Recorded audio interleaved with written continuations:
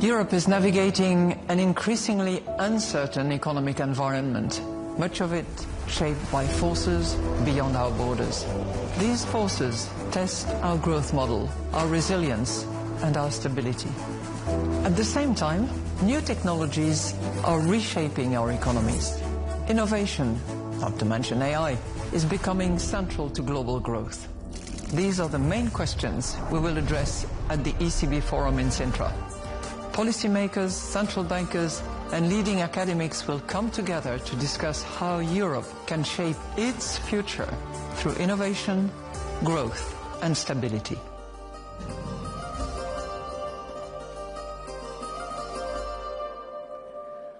Welcome back. The challenges we have been discussing over the past couple of days ultimately land on the desks of central bank heads. The members of our next panel must translate analysis into decisions that affect hundreds of millions of people.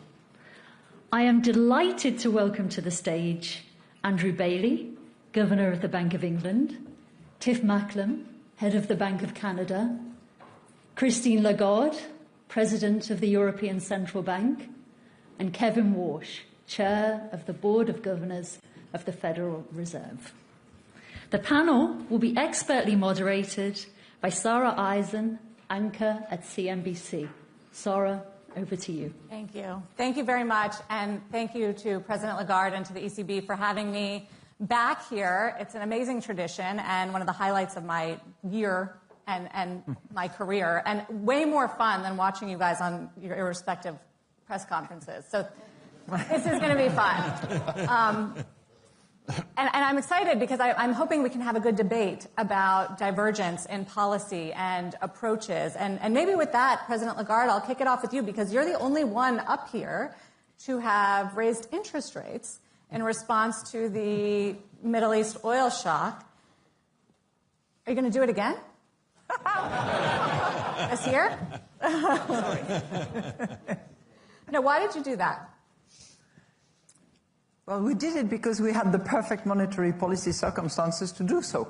And, when you have your inflation outlook up, your core inflation up, when you have the underlying inflation indicating that it's also trending up as well, and that you're only going back to your 2% target at the end of 28, with a number of things happening in our inflation outlook, which includes, the market expectations in particular. You have the obvious decision, and it was so obvious that we had a unanimity decision within the board of the governing council. But seriously, how will you decide whether you keep going? Because you're still above target. What we decided to do is, way back, to give up on forward guidance, okay? And personally, and I've said that publicly, if I have one regret, it's to have felt bound and compelled by forward guidance. So I think what we do is now also informing market participants, informing financial experts from all walks of life about how we come to our monetary policy stance. And I have called it not forward guidance, but framework guidance, so that those interested in how we come up to a particular decision appreciate what we take into account, what intellectual process we go through, what indicators we are particularly attentive to, so that, of course, they have to do a little bit more work themselves. It's not forward guidance blindly and you just assume that it's going to be what had been calibrated as forward guidance. They will have to do a bit of homework. They will have to look at the indicators that we're attentive to. They will have to appreciate our intellectual process and what we are especially attentive to. And that includes, if I go through what we did on the 11th of June, we looked at the inflation outlook, taking into account all the latest economic and financial data, with risks part of our assessment as well. And that's, recent development, as you know. We looked at underlying inflation, various set of indicators, and we looked at the transmission of monetary policy. So it's taking all that into account in the context of a supply shock that led us to the decision that we made. Speaking of not liking forward guidance, which is going to make this job so much harder for me, this panel, Chairman Warsh, we have inflation in the U.S. that is higher than Europe's and farther away from our target. So why are we not raising interest rates? I was hoping you were asking me about forward guidance. We'll get there. Because you have so much to say there too, right? So we have found common cause. It's what President Lagarde said. I liked her when we met 20 years ago when she was finance minister. After that answer, I love her. Reform does not stop at the water's edge. What I found most exhilarating about the last 2 days here is the kind of discussions that we've begun at the Federal Reserve has a lot of people at this conference open-minded, keen to think anew about the conduct of monetary policy. And President Lagarde's answer on forward guidance, I couldn't have said it better myself. We're going to chart a new course so that we can make better decisions and do the right thing. And so my few days here have been incredibly rewarding on that. On the broad conduct of policy, at my press conference, I said, I'm not going to give forward guidance because we're meeting in 6 weeks, but I have an update for you. We're meeting in 4 weeks. Helpful. So is July on the table for a rate hike? So Sarah is trying to get me to break this rule. She's going to fail. There's a lot of data that we received in that meeting. I see many of my FOMC colleagues here in Sintra. I take their views very seriously. I want us to have a good family fight when we meet in 4 weeks. There's a lot of late-breaking news on a series of these things. And when we get into that room and shut the door, we're going to have a good debate. But I don't have much more for you than that. Okay. We'll get back to that. I have more questions for you. Governor Bailey, you did not raise interest rates, even though your inflation is above target. But there are members of your committee that want to raise interest rates. So why are you holding back? So, I mean, like Kevin and Christine, we all spend a great deal of time looking at the substance of the evidence. And I think an important piece of the substance of the evidence for us is that we've got a softening economy. So we're seeing a softening labour market. We're seeing some softening of activity. We think we've got a bit of an output gap opening up. And we had that before the hostility broke out in the Gulf. So that's the contextual setting. I mean, because we're very focused on the risks of pass-through of the energy prices to the indirect effects and things like food prices and the second-round effects. And we don't obviously want it to become embedded. It is very frustrating. I was very much of the view that we were going to have inflation back at the 2.0 target, in the late spring.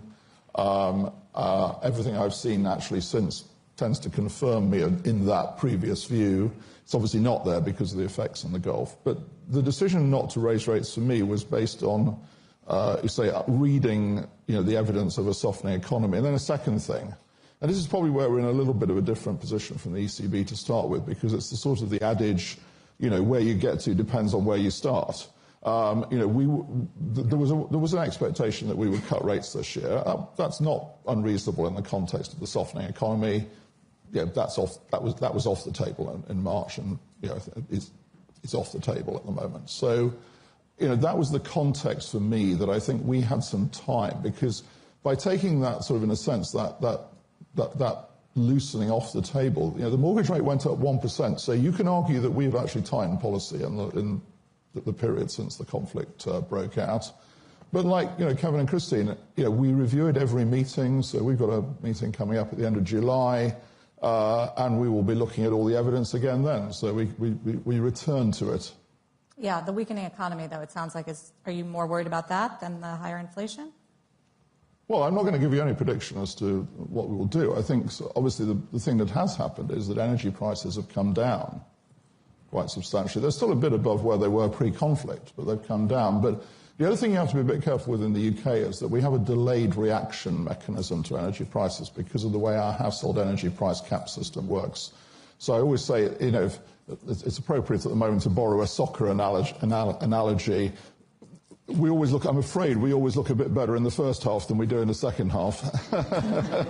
I'm proud that you used the word soccer. Now that the World Cup is in the U.S., everyone's talking soccer.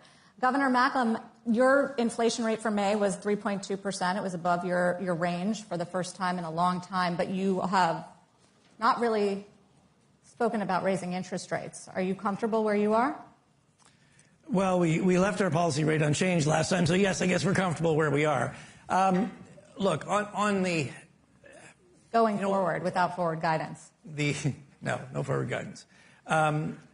What's interesting is we're all facing pretty similar shocks, but we all start from slightly different places, and we have different proximities or different exposures to these shocks. And the benefit of our frameworks with flexible exchange rates is we can direct policy for what we need in our country. So yeah, you're going to see some differences. In Canada, like the UK, the economy's soft. Economy's growing, but it's been weak.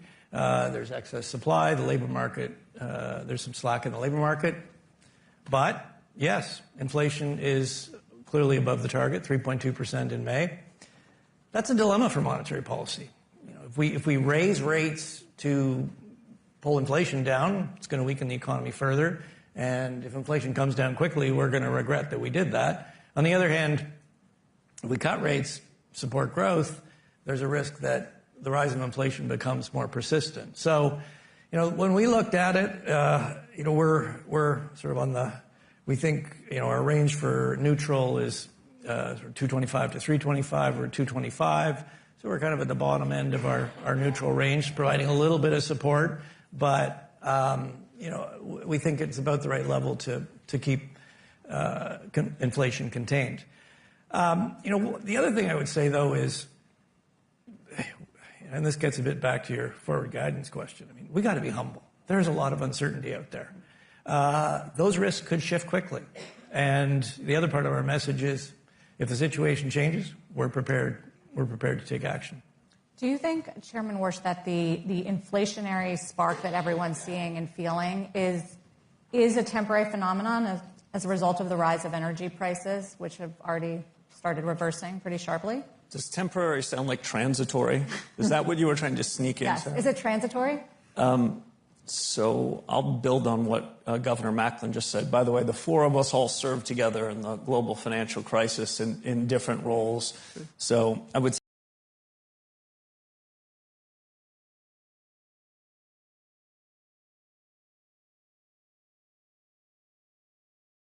welcomed and encouraged these sorts of new ideas that we've talked about.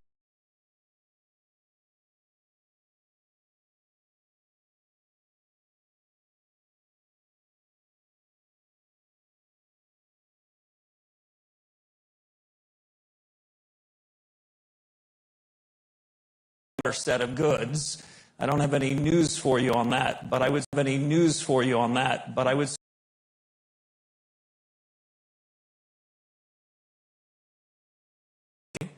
And the other piece that I'll take note of, which shows some difference, I think,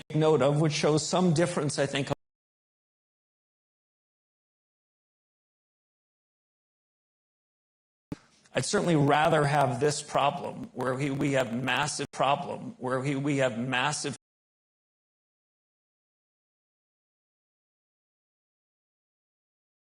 So they would do shareholder buybacks. Well, right now they're investing in this.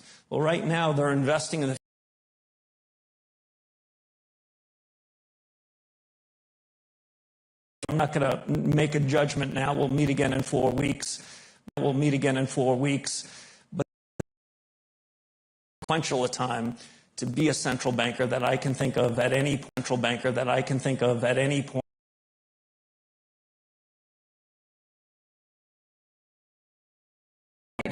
It's the speed at which things change, and that to be open to new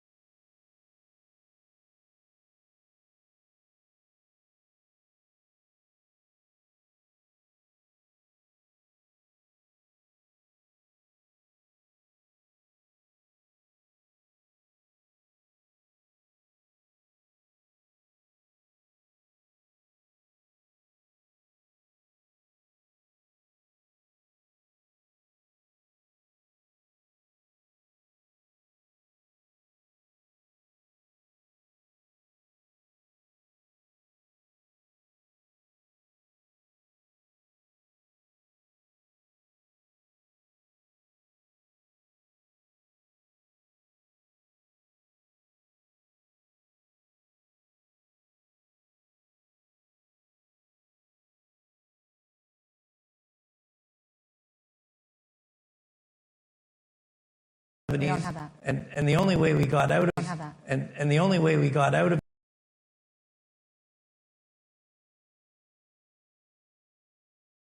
fundamentally failed to do our jobs. So, yeah,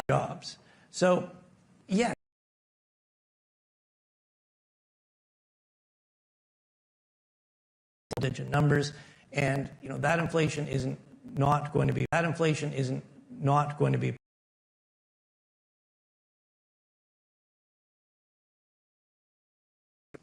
It doesn't apply to the situation we have today. You got to distinguish between a rise we have today. You got to distinguish between a rise.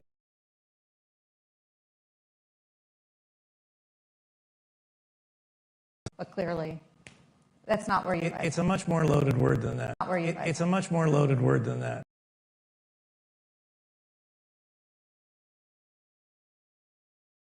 In central banks in recent years, I know. I mean, you kind of got rid of. I mean, you kind of got rid of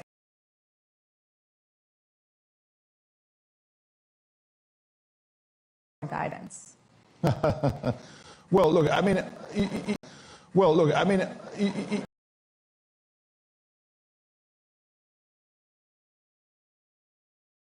but I mean, almost anything we say, of course, can attempt to be. Anything we say, of course, can attempt to be.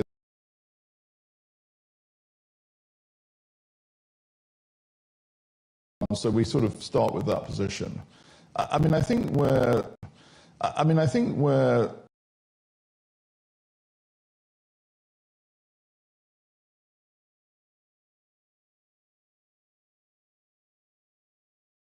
I've said a number of times in our committee, it's much easier to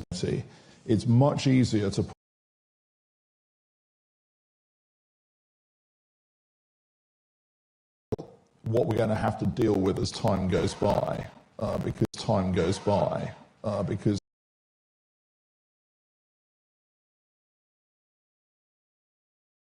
now, but I recognise that anything we say about the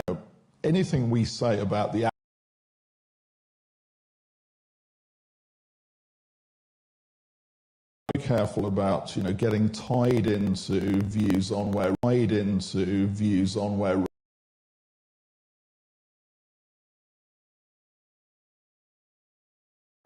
About you don't have to give them a pre-commitment, but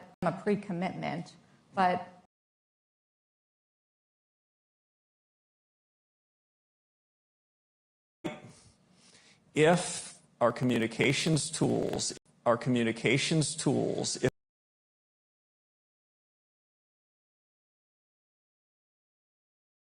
and make the best decision in pursuit of our mandates, if that's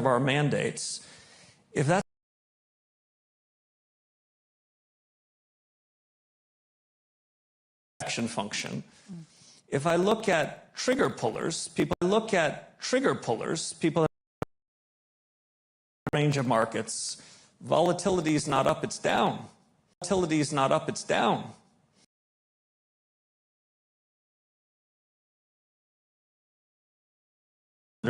I think they actually understand quite well.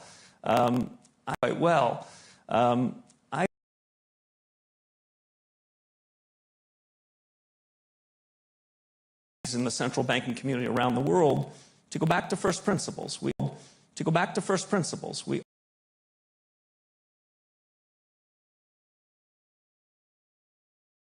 This is a rare moment for us to go back to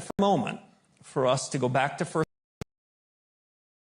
At the Fed, we've got 5 outside task forces to shed new light, and academics in the audience. But we really tried to find the best minds in the economics profession among practitioners, people experienced hands, including people from countries outside the U.S. We're not asking for de Tocqueville to come to America, but sometimes we need a foreigner to sort of see things clearly. And the idea of these is not to prejudge the outcomes. I'm certainly not going to do it. But I think as we make progress on this, I think some of the lessons learned might not just be for the American central banker who's new to this crew, but my colleagues on the stage. I was going to volunteer for task force. At the ECB, we went through the same process. And when we started the strategy review, it takes time.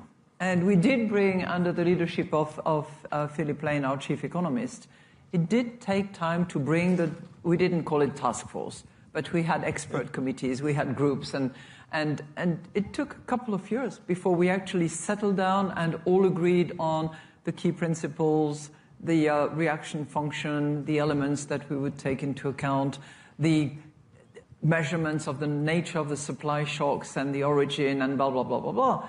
It doesn't happen overnight. It's complicated. It sounds simple when you're at the end of the supply chain, but the whole process is complicated. So I really celebrate the fact that you're going into this task force exercise and are prepared to let the best minds participate in that. You know, there's also been a lot of talk here about coordination and influence on each other. And I am curious, President Lagarde, now that you do have a little bit policy divergence, you guys go in maybe in different directions. Is that a good thing, or is that a bad thing ultimately? A divergence between who and who? Policy. I mean, you're raising rates, they're not raising rates. You know, is that disruptive? You know, I totally endorse the comments made by, I think it was both Tiff and Andrew. We started from different places. We were at 2% interest rates. I think the Fed was at 350 thereabout, and you were at 325. Yeah. Inflations were at different levels as well, and the markets were expecting cuts in various corners. So it's the situation was entirely different. I don't regard that as a divergence. I think the commitment is the same to maintaining price stability and doing what it takes to actually deliver on that commitment. But sometimes you see wild swings, and I mean, the dollar-yen, for instance, is at the highest level in 40 years. Is that okay, Chairman Warsh? Well, before we came here, we each told a small story about Governor Ueda, who's been a great colleague of many of ours, and we're rooting for his good health so that he can join us on panels like this in a couple of months. If this central bank stands for anything, it's staying in its lane on monetary policy. So if you think I'm going to wander into yen policy in Japan, you're asking way too much of me. Well, it's making a move, that's all. You know, Governor Macklem, on the markets, you recently, I think, warned about excess, just given the AI trade, speculation. I think that's very much on the market's mind. Do you see signs of that? Thinking of irrational exuberance of the late great Alan Greenspan. Yeah, we've been warning really of two things, and I'm gonna draw Andrew into this. Andrew chairs the Financial Stability Board. I chair the Vulnerabilities Committee. So, I mean, you know, as Governor of the Bank of Canada, I'm looking at this from a Canadian perspective, but at the FSB, we're looking at it from a more global perspective. And yeah, I would highlight a couple of vulnerabilities. You know, as we've already said, look, there is so much potential to raise productivity growth with the adoption of AI, with the diffusion of AI.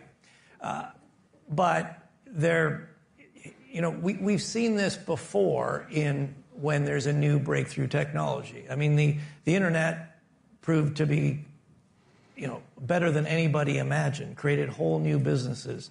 But we still got the dot-com bubble. It doesn't mean there can't be a period where the market gets ahead of himself and you see a retrenchment. So, look, it takes two sides to make the market. We're not in the business of giving investment advice as central bankers. But from a financial stability point of view, you look at the sort of, historical benchmarks, PE ratios, forward ratios. Yeah, things look stretched compared to those. So that doesn't mean there's a problem, but it does mean you need to take that risk on board. The other risk we've been highlighting is we've seen very large growth of hedge funds in the sovereign debt market, and to some extent that's been very welcome. They've been very efficient in buying and distributing government debt. There's lots of issuance out there. Governments need investors. But a lot of this is being done with a lot of leverage, very short-term leverage. And that does make you, a lot of it overnight in the repo market. And that does make you nervous that if there was a period of volatility and haircuts in repo markets went up, or there was some disruption in repo markets, you could get a rapid unwind. Again, part of our job is to sort of, markets do a good job of seeing the risks that they face individually. they have a harder time seeing the systemic risks. These trades are very low risk for each hedge fund, but when they're all doing something similar, there could be a systemic overlay. And the idea is if we can point that out, the market can guard against that risk. So, yeah, I mean, look, Kevin has referred to the financial crisis a few times, and he's absolutely right to do that. And one of the big questions, at that time, or before it, was, is the subprime mortgage market going to be, in a sense, the trigger and the cause of a wider financial crisis? And, we didn't get that call particularly right, frankly. But the thing that we have to bear in mind is what we're trying to look for here is sort of tail risk. Is there something in these markets that could trigger a wider consequence in terms of financial stability? And that's, as Tiff said, that's what we're trying to do. Tiff leads the work in the Financial Stability Board globally to do that. So, we're absolutely right. So we look at the increase in leverage in core government bond markets. I mean, these markets have changed substantially. I think the thing we've seen actually in the course of the last few months is an increase in leverage in equity markets. So you look at hedge fund leverage in equity markets, you look at leveraged exchange-traded fund markets, those things are changing. If you look at private credit, the questions we're asking is, are those the things that actually can move from tail risk into a broader consequence? So then you have to say, what are the channels through which it can happen? So at the Bank of England, we're doing a second system-wide exploratory scenario to ask that very question about private credit. That's our job. Do you see any other broader risks emerging? And do you agree with the characterization of stretched for the market? So, we are looking, obviously, yes, we do look at asset valuations because you are living in a world, you've seen this obviously over recent months where you've got quite a divergence between how, bond yields are moving and how equity markets are moving. Now, I think a lot of this comes back to what Kevin was saying about AI. I think it's explicable in broad economic terms. But the question is, is that going to lead to some wider stability issues? So that's on the list. And then going back to what I was saying earlier, I don't want to reopen it again, but frontier AI is obviously high on the risk as well. So we've got quite a list of things that we're looking at the moment. I wonder if you, Chairman Warsh, see any signs of excess, trillion-dollar IPOs, high margin debt that was referenced. Other things that are going on in this market that remind you of those other times. Well, I would say I've been out of this business for 15 years, but I still have the scars from the global financial crisis. I suspect my colleagues do too. We take risks seriously, and that's part of the reason why each of us, I think, at the core have sort of a reformer's heart on this. What can we be doing in the conduct of monetary policy? How should we be revisiting fundamental reforms to supervision and regulation? How should we think about the payment systems that connect us all? So this conference is principally about monetary policy. I must admit, my first 4 weeks at the Fed, my attention's been focused on monetary policy, but our governments have tended to give us larger jobs than that. We take it all very seriously. I'm not prepared to sort of make a broad comment denoting risks that are available in the system, but I will say this. This is the biggest time of consequence to each of our economies, I think, in our lifetime, maybe absent the shocks of 2008 and the COVID shocks, the dramatic change in how businesses do business, how households are thinking about employment and inflation. And so this is a time we have to go back to first principles. I know at the Federal Reserve with my colleagues, many of whom are here, we're doing that. So I don't want to sound complacent. At the same time, I do want to say, at least for the United States, this is a time of huge opportunity. And if the Fed can deliver on its remit to deliver prices, I've never been more optimistic about what the growth engine of the U.S. could produce. The growth outlook of the U.S. economy this year is we're playing Mad Libs now? Yeah. Fill in the blank.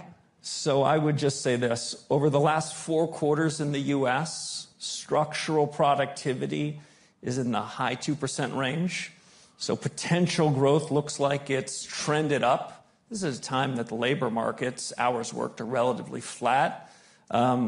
History says that we go from periods of low productivity to periods of high productivity. Nothing is in the bank at this time of consequence. But if the last 4 quarters are an indication, which is really largely before the advent of the new surge in what artificial intelligence can do, think there's reason to be optimistic. Now, does that optimism convey into policy in the next 6 or 9 months? Still too soon to say. But strong outlook, sounds like. You're back to forward guidance. No, I'm going to disabuse you Okay. of trying to extract that. My view, and my colleagues, I think, have said this better than I, my view is financial markets and the real economy work best. When you look at what's happening in the real economy, you make your own judgments. There has been a tendency, and I take plenty of blame from this, the 08 crisis, where we were trying to suppress volatility, where we thought we needed to spoon-feed markets to get out of that. That was the right policy for a crisis. It is not the right policy for the time that we have now. And so sometimes unlearning is harder than learning, and I'm going to keep at it. Okay. So President Lagarde, how do you think about the best levers to boost growth in the Eurozone right now? Capital Market Union. 28th regime and boost the venture capital. Okay, so that would be on the growth front. But I would like to add one thing. Thanks to the veterans at this podium and a few other people, we have a strong, solid, robust banking system, which is strongly well-regulated, well-supervised. And I think we should be cautious about what we are throwing away by way of simplification. So we do simplify things, and I'm delighted that, for instance, the ECB has done away with 40 different set of declaration disclosures that were unnecessary out of the 130 plus. So we have to go through that process. But I think we have to be cautious about how risks actually move. And risks were squarely in the banking system back in 2007-8 when we were all together fighting this global financial crisis. Risks travel fast. And there is no limit to the imagination of those in the financial sector who are trying to make money, as is their business, and who are taking risks. But the question is really who eventually ends up taking the risk and sweeping the mess. So I would contend that this regulatory work that we did at the time, we need to be very attentive, as Andrew suggested, to make sure that the risks that have moved and traveled afar through different structures, bodies, and the different names are also looked at carefully, and that the right measures are taken to protect the public good and to protect the principle of who takes risks bear the responsibility that goes with it. The other big topic that I know that you all think about and is part of your remit is the balance sheet. And Chairman Warsh, you have talked about before you became Fed chairman that the balance sheet was too big in the United States. So it's at $6.7 trillion right now. What level would you be comfortable with it at? No forward guidance. No forward guidance, and I'm not going to give. I'm not going to give. It's the balance sheet. Okay, we're just among friends. We have a task force for that too. Oh, great. We're going to play drinking game on task force. I'll say this: there is no secret that from the 2011 period when I was leaving the Fed through now, I wanted the Fed's balance sheet to be smaller, and I long wrote about and described. Interest rates should be the dominant means through which we make monetary policy. If we're in a crisis, there could be a different set of rules. It's always struck me that interest rate policy is the fairest of the broad constellation of our citizens. Interest rate policy, whether we move it up or down, transmits its way into a new mortgage, credit card debt, transmits its way through a lending channel and credit channel. I've always had a view that the balance sheet works mostly through asset prices, works mostly through signaling effects. My 4 weeks at the Fed haven't disabused me of that idea. As we're hearing an alarm, that must be my way of saying that I've gone too far on the balance sheet. But we have a task force that you'll find out of outside people that are going to debate this topic, bring it back to my colleagues and me, to see whether we can have a judgment about whether the balance sheet should be made smaller.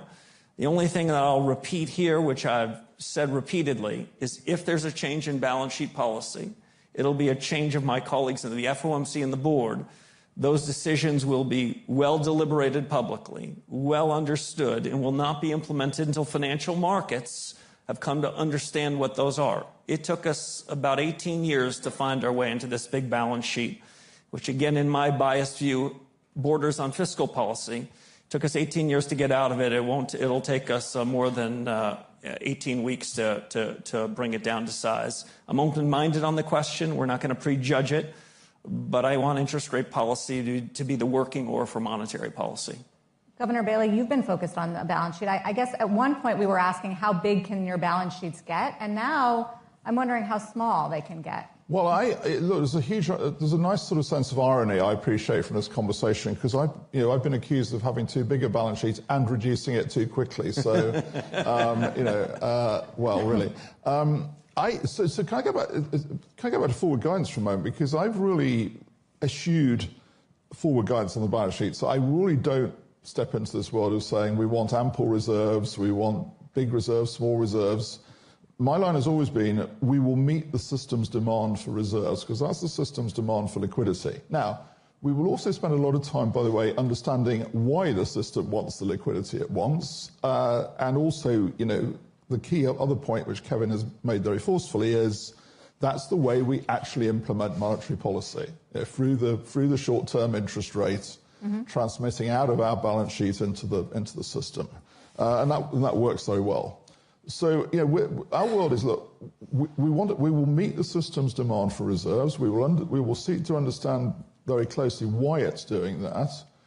The other policy I have is that I want to take interest rate risk off the central bank's balance sheet, because, with a public balance sheet, interest rate risk should be in the market, not on our balance sheet. And so that's why we're moving to a repo asset side of our balance sheet, because that takes the interest rate risk off our balance sheet, which is what should be the case.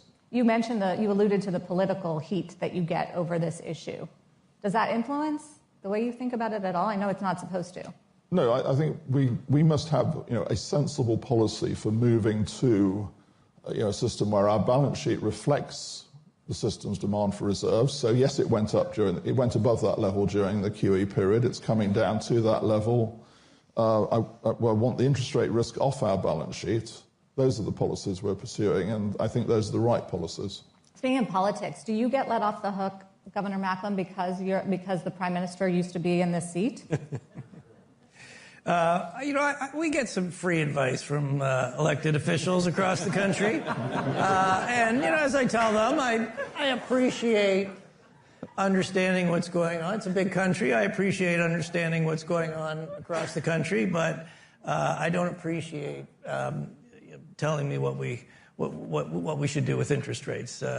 You've got your job, we've got our job, and that needs to be respected. So I'll just come back to the balance sheet. Interestingly, if you compare different central banks, you'll see a pretty wide range of sizes. In Canada, we didn't do QE in 08-09. Fortunately, in Canada, no banks failed. We did get a big shock, but it wasn't so big that we needed to invoke that emergency policy. We did use QE in the pandemic. It's the only time we have used it. But the fact that we only did it once meant that our balance sheet wasn't as big to start with, and we let the bonds run off, so our balance sheet has run back to its new steady state. And if you compare central banks, as I said, the size of the balance sheets can be pretty different. I mean, Canada's balance sheet as a percentage, Bank of Canada's balance sheet as a percentage of GDP is about a third of the Fed's. Now, look, Canada's not the world's global reserve currency, so yeah, there might be some differences here. But I think the results of Kevin's task force is going to be very informative to us. And the other thing I'll say about balance sheets is it's a very inside baseball kind of discussion. It's not the sort of thing most Canadians are really that engaged in. But it does, it is how we, there is an element of how do we implement monetary policy? What is the demand for reserves? We've spent the last couple of days talking about new kinds of money. What do those potentially mean for our balance sheet? So these are questions we need some thinking on. In the short time that we have left, President Lagarde, I did want to get to you on this political point, and because you have been a forceful voice for central bank independence. I know you continue to do so. And you, I mean, unlike these guys, you have to battle more than 20 different governments and leaders. 21. So you're a pro at that. I'm curious if you think that there are, if you look out and see serious risks to central bank independence, especially in light of the Supreme Court ruling that we got in the United States, letting Fed Governor Lisa Cook keep her job. Well, I think, the best way we can actually all do our jobs is to be, number one, accountable, number two, independent, and the two come together. When I go to the European Parliament on a regular basis to report on what we do, to explain what we do, that's the counterpart for this independence that we have. Staying in our mandate, the entirety of the mandate is also the sine qua non condition for deserving that independence, which is a precious good without which we would not do a good job. That's my view. How did you feel about the Supreme Court ruling, Chairman Warsh? We were doing so well. So before the Supreme Court, the Fed acted independently and followed its remit. After the Supreme Court ruling, the Fed will continue to do so. I read the opinion on the plane over here. One of the secrets of the productivity-led economic growth that I was talking about at the outset is because of the constitutional design in the U.S. It's the foundational element that has given us 250 years of outperforming expectations. I believe in Article 3 judges. I believe in the rule of law. We'll follow the Supreme Court decision, but day to day, the decision reaffirms what President Lagarde already said. We're calling balls and strikes as best we can. We're taking seriously the reform objective. And we're going to deliver on the high promise that Congress gave us to deliver price stability in the context of our dual mandate. And when we do that, we don't have to worry about politics. We don't have to worry about judicial intervention. We get to look in front of us because it's a challenging step. Okay, we have a minute left, so I'm going to ask everybody one quickie for everybody. Two quickies, actually. Governor Bailey, I'll start with you. So favorite economic indicator right now? Sorry, there. Your favorite economic indicator right now? Oh, that's a trap question as well. You see, that's a trap question into forward guidance. Oh, God. Yeah. Thank you, brother. I'm trying. I'll tell you what, I'll answer it. Oh, there you are. My inflation forecast. Oh, there you go. Governor Bailey, you have to answer. Well, look, we look at a whole range of data. Oh, God. I mean, look, honestly, if you sat through our meetings, you would see more data than you could ever dream of.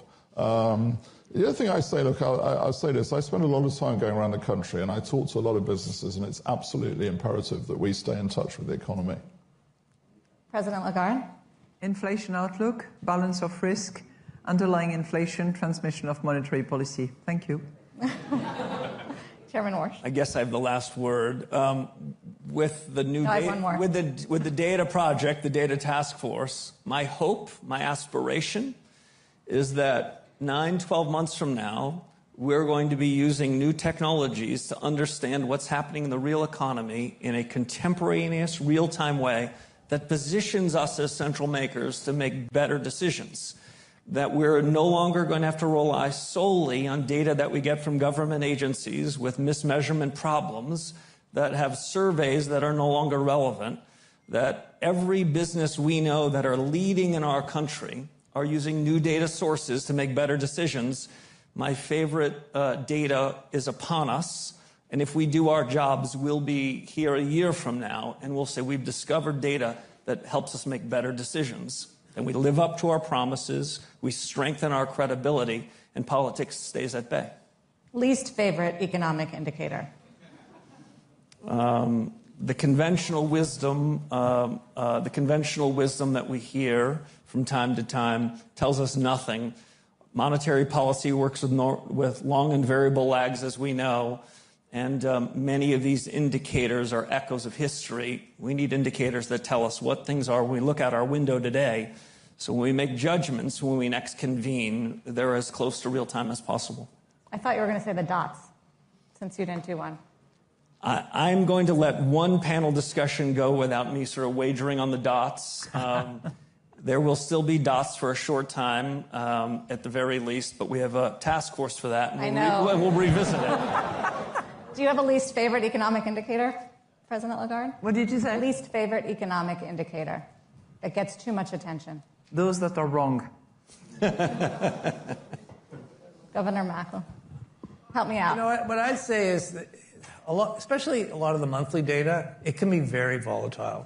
And sometimes the market over-rotates on the last number. You got to correlate it with other things. You got to smooth it a bit. The last monthly number is never going to be the best indicator. So I'll give you one that we're wrestling with at the moment and have wrestled with for years, and it's obviously relevant, which is oil and gas futures prices. So they are terrible indicators in history. The problem is that everything else is also a terrible indicator. Very good. Finally, when we were coming into this year, everybody was talking about rate cuts. Is anyone still talking here about rate cuts? Show of hands. Well, that's a nice try. That's a nice try at forward guidance. All right, I tried. Thank you all very much for the candor and for your service.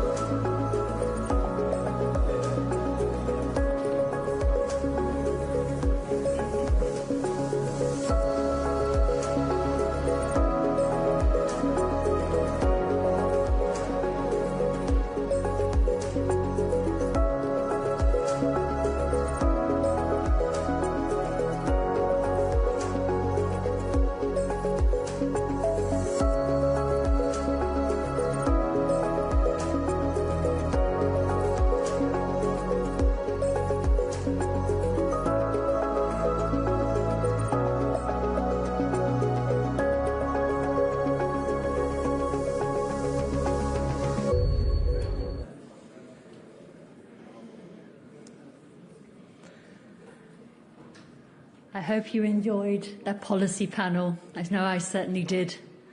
The Sintra Forum, as we've just shown, always brings together the leading voices of today. Not only that, but we invest in the next generation of economists who will shape the debates that will follow. Our final item of business this year is to recognise the best of this year's Young Economist submissions, as judged by an expert panel, while also taking your votes into account. It's my pleasure to now hand over to President Lagarde to award the prize. Thank you.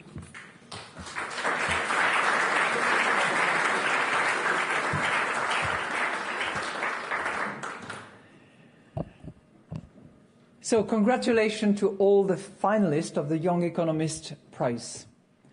For all of us, you're playing a key role.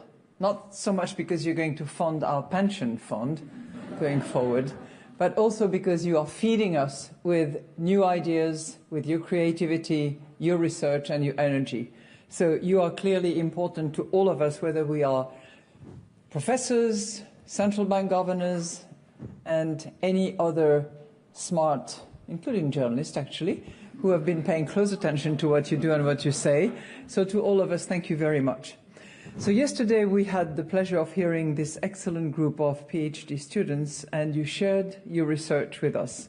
Beyond that, I also hope that all of you had a chance to go and listen to their pitch at each and every stand where they were presenting their views, ideas, and the research that they have conducted.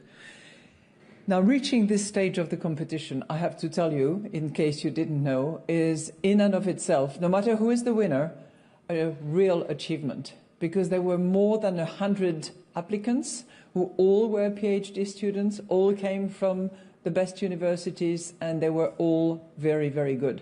But you cut that group of the top 10, and you are, as a finalist, a success.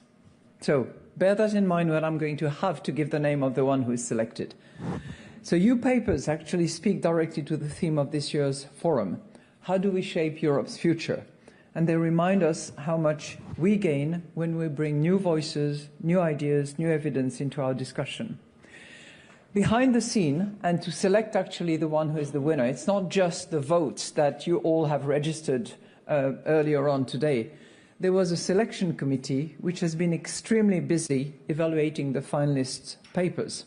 They took into account academic quality, policy relevance, and of course they took into account the votes of the participants through the online voting portal. I'm going to actually ask them to please stand up when I pronounce their name, because they did the job of reading all these papers. You did not. Well, some of you did, but not so many. So I'm going to ask you to stand up seriously. Jordi Galli, please.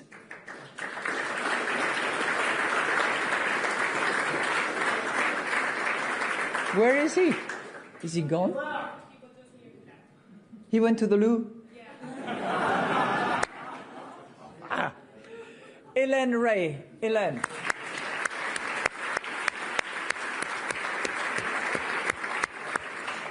And colleagues from the ECB, Philip Hartmann, the chair Joao Sousa, and Sebastian Schmidt. Up.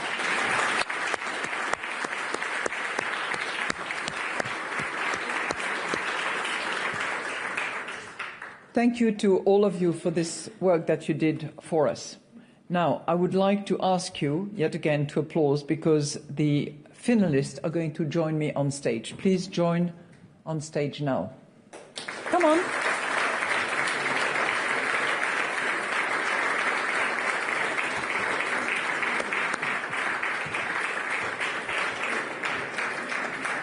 I think you're supposed to approach one at a time, if I understand. And I'm going to give each of you a certificate that includes your name and the fact that you are a finalist in this exceptional contest. Now, do I hand over now one after the other, or do I announce the one who is winning? Stage director, please. And then only the winner. Oh, gosh, okay. I'm sorry for you all. It's a bit grueling, but I have to do that. So, shall I receive them? Okay. So, calling you to join me is Simone Zanella Cavallero.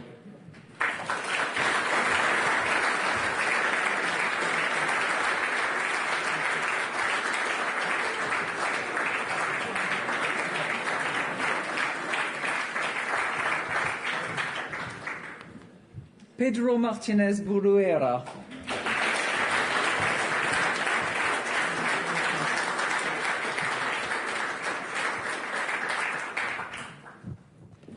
Max Martinez.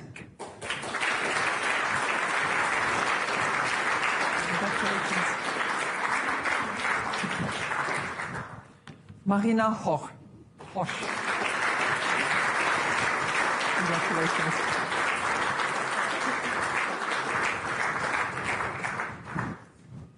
Luigi Falaccioni. Congratulations.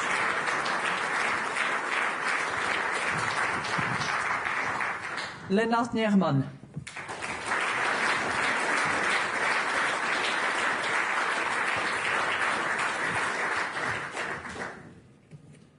Katerina Nicolecci.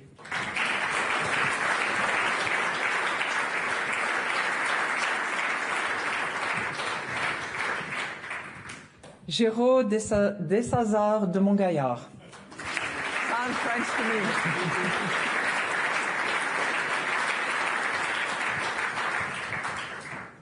And Chen Xuan Shi. Congratulations.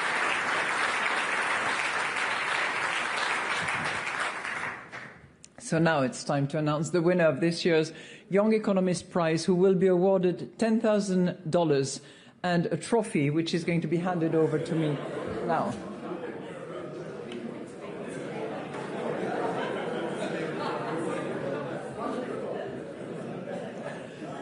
And the winner is Lennart Nierman.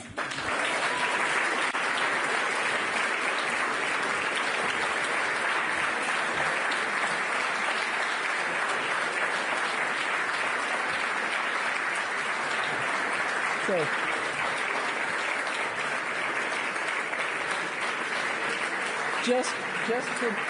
just for those who don't remember you, you're a PhD student at the University of Cambridge, and your paper was on decomposing the investment channel of monetary policy. Thank you so much for your contribution, and thank you to all of you as well.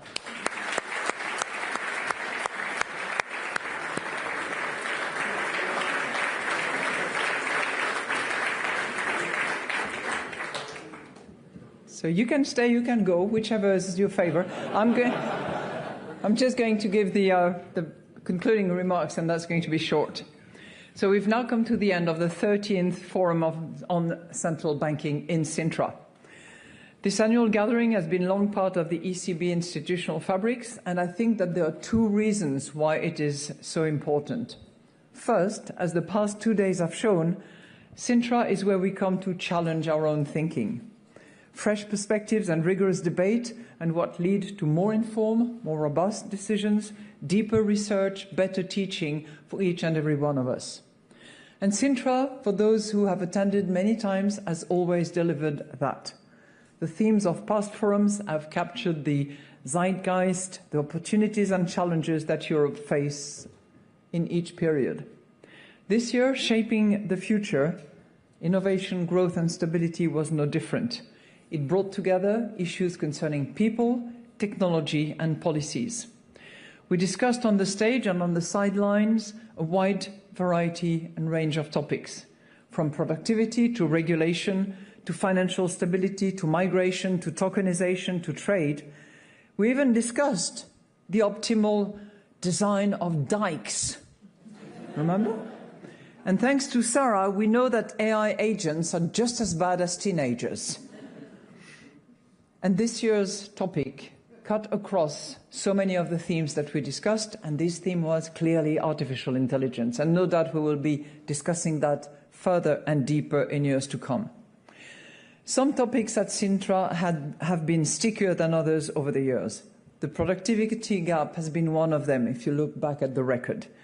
And we just keep coming back at it. And as we heard yesterday, AI is likely to be another one of those recurring themes. Now, whether a topic is new or whether it's a topic that we return to, the value of Sintra is the same. The chance to engage with some of the leading researchers in the world on the issues that matter the most, and to bring those insights back into our decision and processes. As a test of that, actually, because I observe very much all of you, there are not many of you who, during the debates, look at their emails. A few do. I see you over there. But very few do that. It means that the quality of the interventions, the quality of the papers, of the discussion, and of the panels are really at a very high level. Otherwise, you would all be scrolling and looking at something else.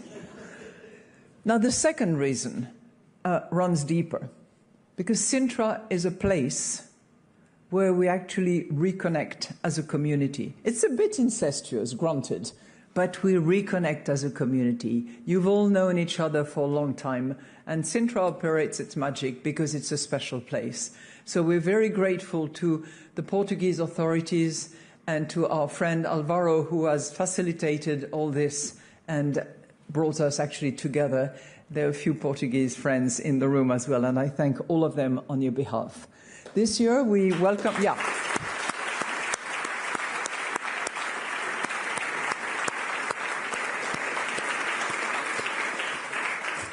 So there were, as I mentioned on the first day, 11 new governors who joined us in that capacity for the first time. But there were many, many old faces and veterans of Sintra who came back together and welcomed the newcomers in their group. These friendships renewed, these new connections made, make Sintra a hard place to live. Okay, hands up, who wants to go now? None. I knew it. We don't want to go because it's such a nice environment and a place where we can actually pick each other's brain and debate ideas and challenge each other. And it's always difficult to leave friends anyway. There is a word which I learned from my Portuguese colleague, which is in Portuguese, which says exactly that, and it's saudade. Saudade describes this bittersweet longing for someone or something you love, felt more keenly as you prepared to say goodbye. The warmth of the moment already tinged with the knowledge that it is ending. Another way to say, if you didn't call, then I know it's you. So that is why Sintra leaves us with each year in that state of mind, saudade. But you know what? It draws us back to Sintra. So there will be another Sintra. That's the announcement that I want to make right away. And the dates have been set, but I don't have the dates in my briefing material. So, by way of closing, I would like to thank the organizers, the speakers, all of you, those who asked questions, the hard one, and those you thought were the dumb ones, who were always smart anyway. Now, one reassurance I want to give you before I wish you all a safe journey back, after we've had this excellent dinner organized by the Portuguese National Central Bank. I have another set of remarks, which I did not write, which I asked my AI agent to write to wrap up the conclusion of this meeting, having read, because he read, all the papers. It was dead boring. So that's what you're stuck with, what I wrote. Thank you.